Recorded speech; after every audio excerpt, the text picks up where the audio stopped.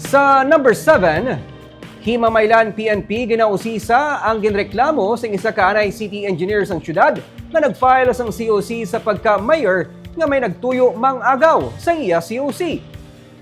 Sa video nga kuha man mismo sang kaupod ni Engineer Vicente Genova, makita nga nagapasulod siya sa talatapan sang COMELEC sa Himamaylan City kahapon sang aga.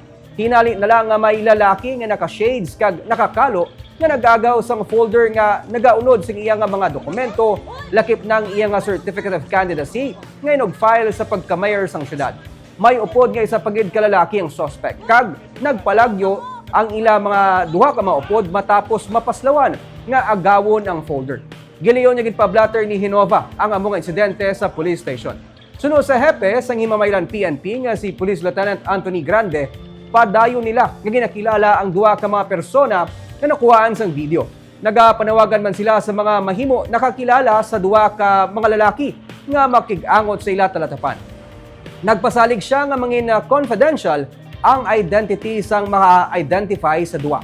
Ginsubmit na sila sang ginpasubmit na sila sang COMELEC sang report parte sa natabo nga insidente. Si Genova ang nakaluwas man sa isa ka shooting incident sa Kabangkalan City sang 2022.